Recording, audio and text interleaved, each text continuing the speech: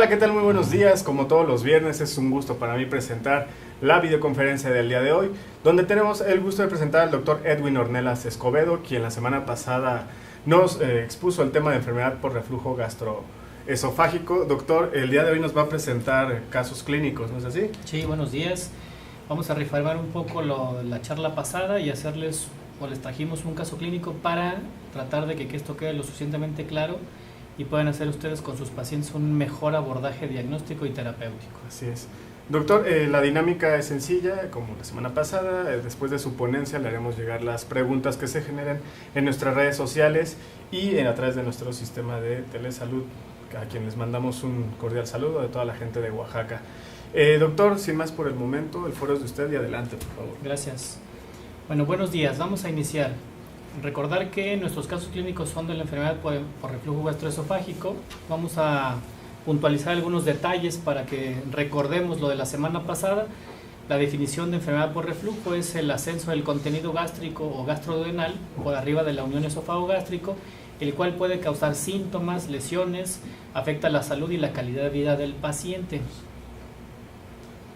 Recordemos la clasificación vigente, que es la clasificación de Montral, que nos divide en dos subtipos y en 4 subtipos, que los tratamos bien la semana pasada, para que recuerden el flujograma de diagnóstico y tratamiento de este tipo de pacientes.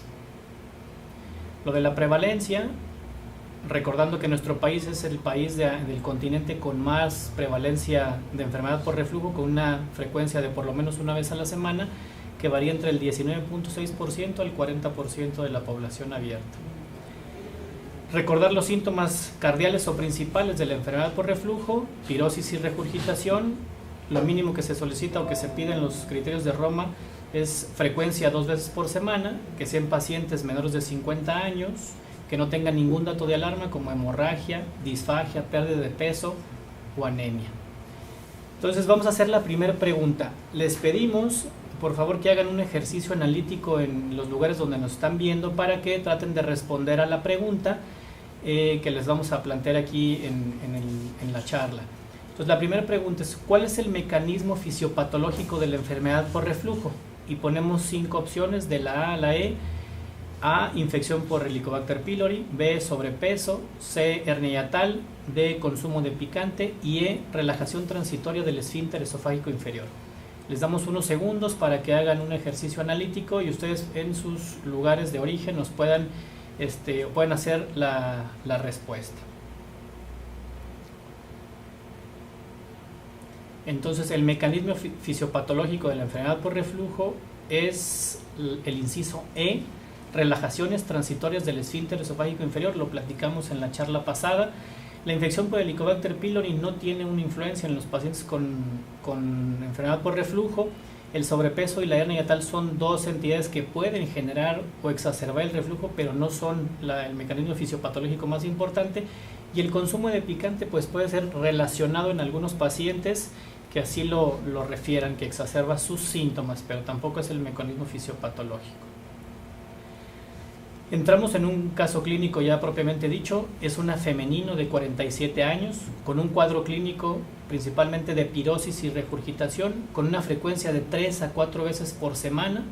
Ella había sido tratada por su médico de primer contacto a base de ranitidina, 150 miligramos cada 12 horas, gel de aluminio y magnesio, 1 cuchara antes del desayuno, comida y cena, lo anterior por 10 días, y no había presentado ninguna mejoría clínica.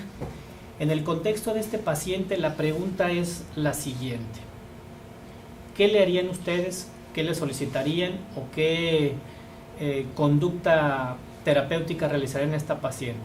Inciso A, solicitarían una endoscopía. B, incrementarían la dosis del H2, es decir, de la ranitidina. Una prueba terapéutica con inhibidores de bomba de protones. La mandarían directamente a cirugía antirreflujo o le recomendarían modificaciones en el estilo de vida. Les pedimos por favor hagan el ejercicio analítico para que nos proporcionen o para que tengan ustedes su respuesta, y a continuación les daré la respuesta correcta y les explicaré cada uno de los puntos. Muy bien. La respuesta correcta es el inciso C, una prueba terapéutica con los inhibidores de bomba de protones. ¿Por qué no una endoscopía de primera intención? Recordemos que es una paciente joven, sin ningún dato de alarma y que no había sido manejada de forma adecuada. Las recomendaciones son los inhibidores de la bomba de protones. Recuerden que habíamos comentado que incluso la prueba se llama prueba terapéutica diagnóstica de Bernstein y consiste en dar inhibidores de la bomba de protones. El incremento de la dosis de los H2 no tendría ningún sentido. Hay que recordar que estos fármacos tienen un efecto que se llama taquifilaxia, es decir, después de 7 días de consumo, el paciente necesita el doble de la dosis y solamente obtiene la mitad de la respuesta satisfactoria. Entonces no se recomiendan por periodos prolongados y el incremento de la dosis tampoco nos daría ninguna ayuda.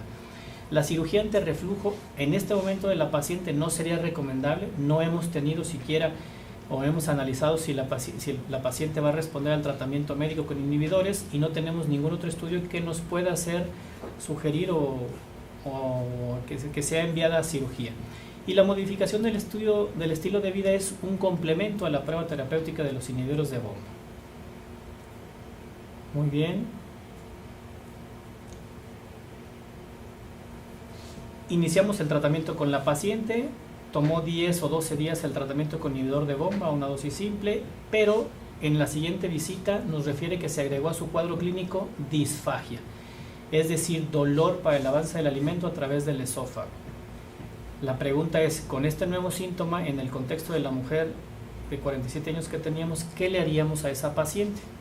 La pregunta o las respuestas son divididas en 5. El inciso A, una serie esófago-gastroduodenal. El inciso B, un tratamiento con inhibidores de bomba, una pH-metría, una panendoscopía o una manometría esofágica. ¿Qué le solicitarían ustedes a esta paciente en este contexto? Vamos a dar unos segundos para que se haga el análisis de la respuesta.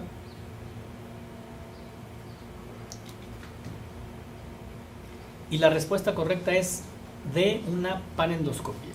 ¿Por qué no una serie esófago-gastroduodenal? La paciente no refiere una disfagia alta, es una disfagia media más bien, por lo cual el estudio de elección primario es una endoscopía que nos permitiría, aparte de diagnosticar, hacer un tratamiento o tomar muestras, es decir, descartar la presencia de un anillo, de una estenosis, de una úlcera que pudiera estar generando esta disfagia y tomar biopsias en caso de que fuera necesario. Una pH-metría no es el estudio de elección para esta paciente en este momento, y una manometría, porque la pH-metría nos sirve para medir de forma cuantitativa el reflujo ácido. Y una manometría esofágica tampoco es indicado en este momento porque el aporte que nos da es la motilidad del esófago.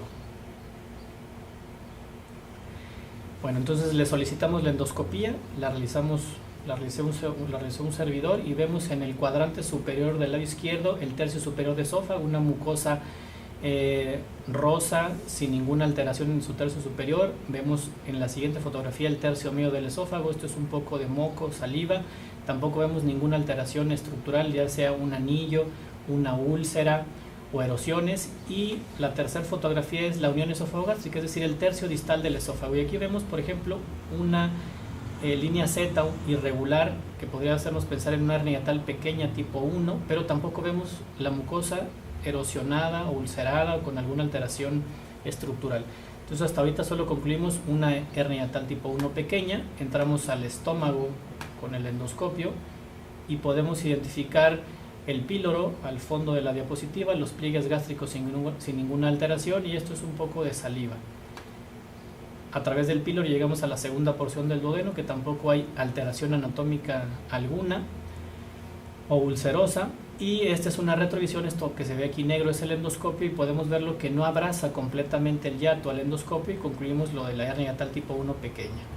Ya de salida vemos la curvatura mayor del estómago, algunos de sus pliegues, donde tampoco observamos ningún tipo de gastropatía, ulceración o lesión gástrica, y una foto más alta del cuerpo alto del estómago, donde tampoco observamos ninguna alteración.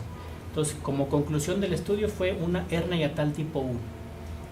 Recordando eso, era una mujer que tenía de 3 a 4 episodios por semana de pirosis y regurgitación, o sea, clínicamente manifestaba reflujo, pero no evidenciamos un reflujo endoscópico o una esofagitis endoscópicamente hablando.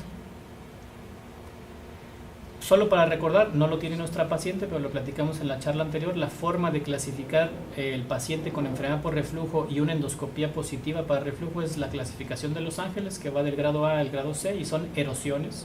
Insisto, no lo tenía nuestro paciente. Les pongo esquematizado aquí unas fotografías de endoscopía donde podemos ver un grado A, un grado B, un grado C de Los Ángeles y un grado D donde se afecta el total de la mucosa esofágica, que es la condición para la clasificación de Los Ángeles. No es el caso de nuestro paciente, solamente para recordar. Entonces ya hicimos la prueba terapéutica, a la paciente se agregó disfagia, ya hicimos una endoscopía y descartamos una patología estructural, es decir, un anillo, una úlcera o esofagitis. ¿Qué le hacemos a nuestra paciente? ¿Qué siguiente prueba o cómo abordaríamos el tratamiento de nuestra enferma? Entonces, la pregunta es, ¿cuál es el estándar de oro para diagnosticar a un paciente con enfermedad por reflujo con una endoscopía normal o negativa? ¿Qué es lo que le pediríamos a la paciente en el segundo punto? Y tenemos en el inciso A la prueba terapéutica con inhibidores de la bomba de protones, una serie esófago-gastrodenal, otra endoscopía, una pH-metría o una manometría esofágica. Damos unos segundos para que se haga el análisis de la respuesta y a continuación les diré la misma.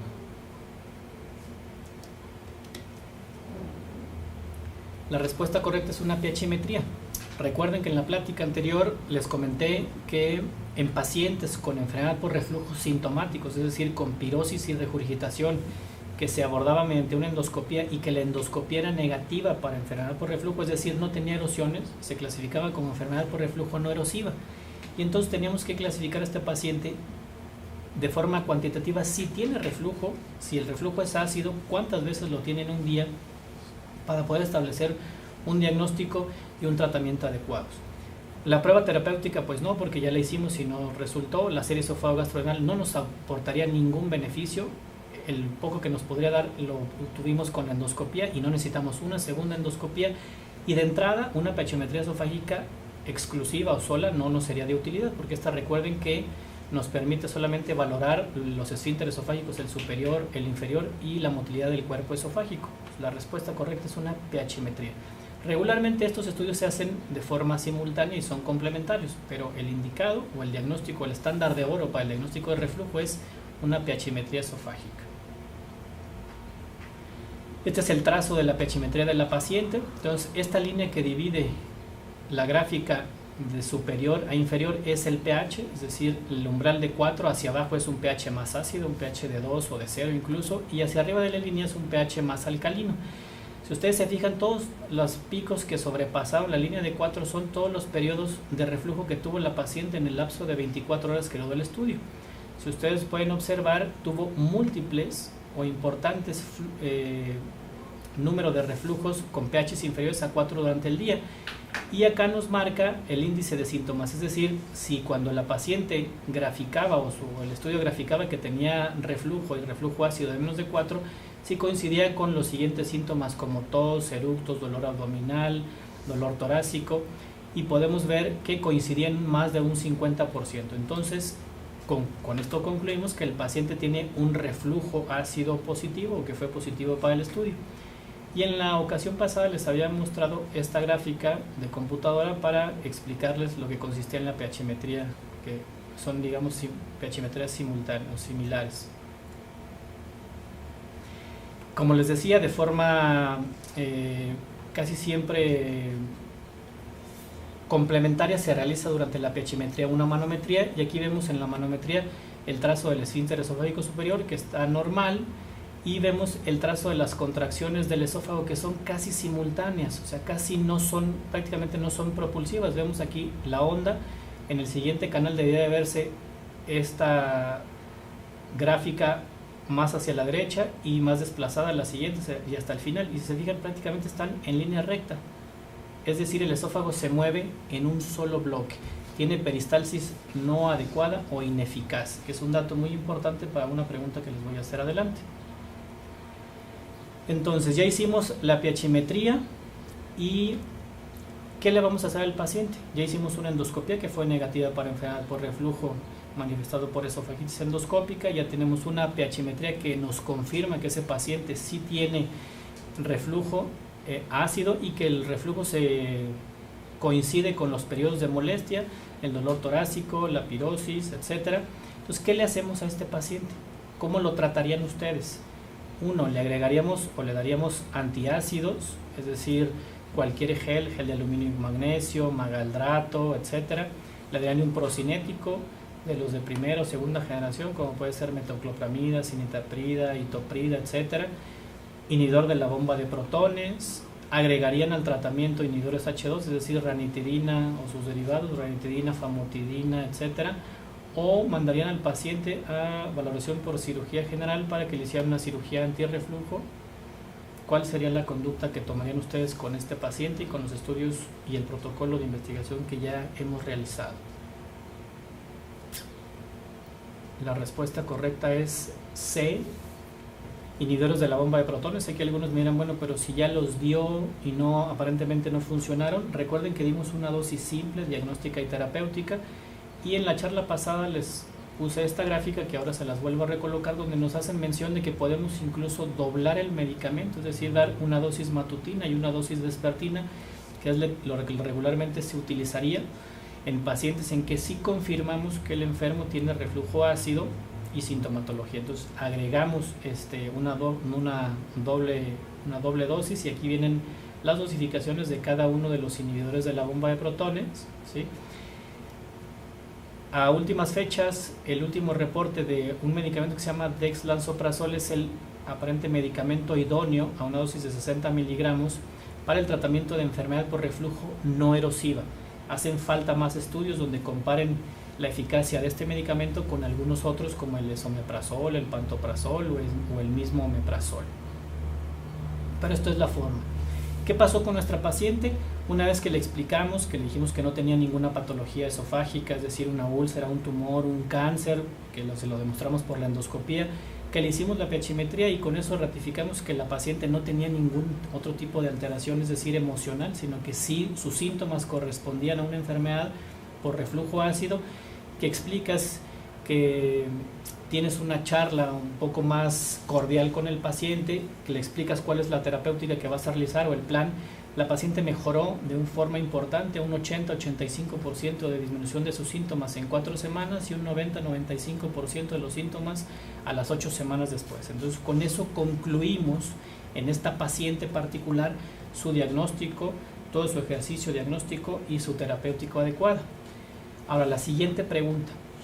Esta paciente que mejoró al tratamiento con inhibidores de la bomba de protones y que lo va a tomar durante 8 semanas y después la indicación sería que lo tomara cuando tenga los síntomas. ¿Y cuándo va a tener los síntomas? Pues cuando tenga ayuno prolongado, cuando tenga un consumo de alimentos que ella ya notó que le perjudican o le exacerban sus molestias, ¿sí? ¿Qué le haríamos a esta paciente después de 2 o 3 años y que nos diga que pues ya no quiere tomar inhibidores de la bomba, que ha mejorado de forma importante y que tal vez alguien le dijo por ahí que pudiera ser candidata a una cirugía antirreflujo?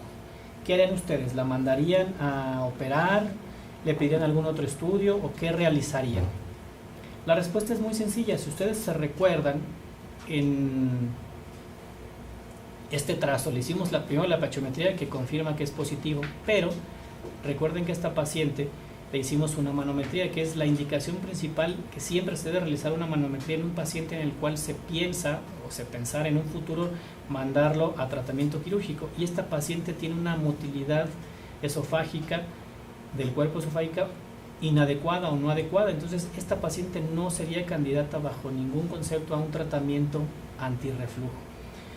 Hay que recordar que los pacientes que van a responder a un tratamiento a base de cirugía, es decir, una funduplicatura, son todos aquellos pacientes regularmente jóvenes que no tienen ninguna complicación, que tuvieron esofagitis grado A o grado B y que mejoraron con el tratamiento de inhibidores de la bomba de protones, que dieron una buena respuesta al tratamiento, pacientes que tienen una hernia yatal tipo 1 grande de más de 4 a 5 centímetros y lo más importante que ya no quieren tomar inhibidores de la bomba de protones, es decir, que pueden ser candidatos idóneos para un tratamiento siempre y cuando, quirúrgico, siempre y cuando la motilidad esofágica sea adecuada. En esta paciente, en forma muy particular, su motilidad esofágica es inadecuada y por lo tanto nunca se vería beneficiada de una cirugía antirreflujo. ¿Qué es lo que le pasaría a esta paciente si la operasen? Pues obviamente a lo mejor ya no va a tener reflujo, pero después se quejaría de disfagia, de una alteración en el vaciamiento gástrico y sus molestias se multiplicarían en lugar de mejoría.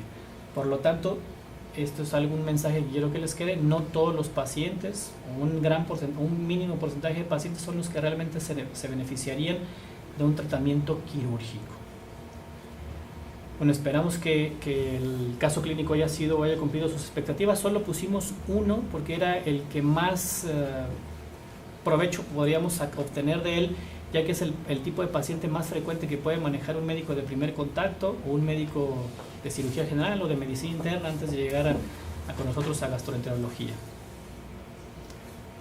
Doctor, muchísimas gracias. Ahorita le leeremos las preguntas que nos hicieron llegar a través de nuestras redes sociales. Pero antes vamos a pasar los micrófonos a Oaxaca, allá con la licenciada Carmen, quien está coordinando a todas las subsedes. Licenciada Carmen, muy buenos días. Hola, buenos días, licenciado Mael. Pues solamente felicitar al doctor Edwin, excelentes preguntas, el tema muy entendible. Y pues ya, gracias por este bonito día. Gracias, Oaxaca, por seguirnos. Les mandamos un cordial saludo. Y bueno, doctor, le haré llegar las preguntas que nos hicieron a través de redes sociales. La primera dice que el tratamiento solo con omeprazol sirve o si es necesario agregar un antibiótico. Cuando tuvimos el caso, en el momento que hicimos la prueba terapéutica, seguramente es muy recomendable que el primer inhibidor de la bomba pudiera ser omeprazol.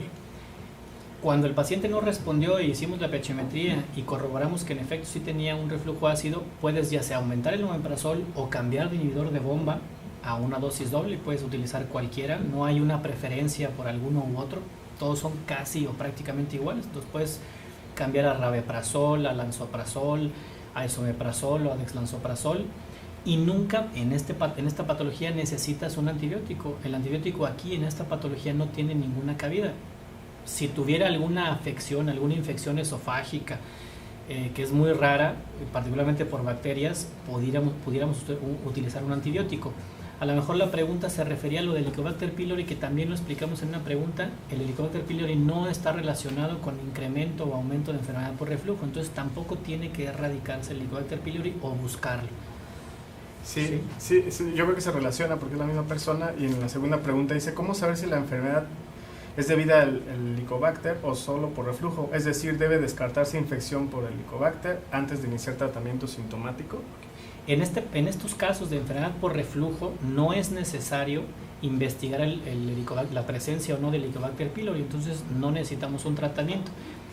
La enfermedad por reflujo, la infección por Helicobacter pylori hay un apartado en la revista mexicana de gastroenterología donde viene un consenso perfectamente bien detallado en quiénes son aquellos pacientes que necesitamos de forma imperativa búsqueda de Helicobacter y en quiénes serían candidatos a un tratamiento de erradicación del Helicobacter pylori. Pero en el paciente con enfermedad por reflujo, no. Y bueno, le mandamos un cordial saludo y un agradecimiento por seguirnos en esta dinámica que hizo de las preguntas. A Patricio Hernández, que también ya se ha vuelto una costumbre que vea nuestras videoconferencias. Y él mismo pregunta ¿cuál inhibido de bomba ofrece más seguridad a largo plazo? Todos. En este estudio, o en este consenso que se hizo en la Asociación Mexicana de Gastro, se observó que prácticamente ninguno de los inhibidores de bomba tienen algún efecto secundario de forma importante con un plazo largo, hay pacientes que lo tienen tomando desde 1999-2000, que fue cuando surgieron los inhibidores de la bomba de protones, y su manejo es seguro. Hay algunas recomendaciones especiales, pero cualquiera de los inhibidores de la bomba son seguros a corto, mediano y largo plazo hasta el momento. Y no hay una preferencia por alguno u otro. Se recomienda modificar o cambiar en caso de que no hayas tenido una respuesta favorable, como fue en el caso de nuestra paciente, que iniciamos con omeprazol y cambiamos a pantoprazol y la respuesta fue adecuada. No porque el omeprazol no sirva o porque el pantoprazol sea mejor, sino simplemente se ajusta a lo que marcan los lineamientos y una probable mejor respuesta con un segundo inhibidor de bomba de protones. Y bueno, tenemos aquí unas visitas en el foro. No sé si gusten hacer algunas preguntas. ¿Tienen alguna duda acerca del tema? Yo había leído que omeprazol y otros inhibidores de bombas de protones causan aumento de incidencia de Clostridium y colitis por Clostridium. Sí, justo ayer discutimos en la Unidad de Medicina Experimental de la Universidad aquí con sede en el Hospital General un artículo de 2017 de la Asociación de Gastroenterología Americana, donde se hace un análisis de la seguridad y los posibles efectos secundarios, y en esta revisión sistemática que se hizo no se encontró un riesgo incrementado o una relación en el consumo crónico de inhibidor, incluso con Clostridium. Ellos hacían un punto de referencia en cuanto a pacientes con cierta población susceptible, como pudieran ser los menores o el uso de omeprazol en pequeños, en niños, en edades pediátricas.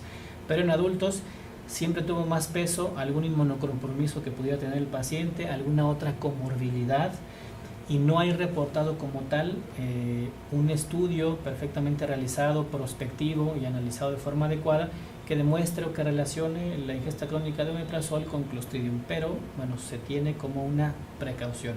La recomendación que dan los autores norteamericanos es que deba de tomar el inhibidor de bomba de protones el paciente que realmente lo necesite, como en este caso nuestra paciente, y no de forma arbitraria por tanto tiempo, sino solamente en lo que se curan los síntomas o disminuyen los síntomas, y después solamente en forma aleatoria cuando se desencadenan nuevamente los síntomas. Gracias, muchísimas gracias y bienvenidos. Y bueno, doctor, nos hicieron llegar una pregunta también el mismo Patricio Hernández. Dice que el omeprazol da mucha interacción en el metabolismo hepático citocromo. Preco 250. Exacto. Sí, es la forma de eliminación o la forma de interacción, y se pensaba, por ejemplo, que particularmente el omeprazol podía interferir con un medicamento como lo es el clopidogrel en pacientes con isquemia miocárdica o con antecedentes pues, de infarto al miocardio. En este mismo estudio que les acabo de mencionar se ha visto que tampoco hay una correlación en pacientes que consumen omeprazol y que también consumen clopidogrel y que desencadene o que se haya presentado un infarto. Incluso se dio este tipo de medicamento y placebo, y los pacientes con clopidogrel y placebo tuvieron un poquito más, no significativo, pero mayor incidencia de infarto que el paciente que tomaba clopidogrel y omeprazol. Es en nuestro medio muy frecuente que en la consulta externa, particularmente donde involucra a un paciente con múltiples enfermedades, se solicite por cardiología que si su paciente tiene cardiopatía isquémica y tiene enfermedad por reflujo, se recomiende un inhibidor de la bomba de protones que aparentemente no tenga esta correlación, como puede ser el pantoprazol o el dexlansoprazol. Es lo que regularmente se hace, pero bueno, la evidencia ahí está. El omeprazol no interfiere con la absorción o con la interacción con el clopidogrel, al menos en el estudio que les comento, publicado apenas en marzo de 2017 por la Asociación de Gastroenterología de Estados Unidos. Doctor, muchísimas gracias. Son todas las preguntas que nos hicieron llegar. Está llegando otra. Bueno, nada más agrego que sobre todo en la polifarmacia, así dice. Sí, pacientes con múltiples patologías, pero no hay una evidencia pues real que nos diga que no se puede hacer. Bueno, les agradecemos que nos hayan seguido a través de nuestras redes sociales, a la gente de Oaxaca. Doctor, muchísimas gracias por estar aquí con nosotros nuevamente en este par de videoconferencias. ¿Quiere agregar algo para despedirnos?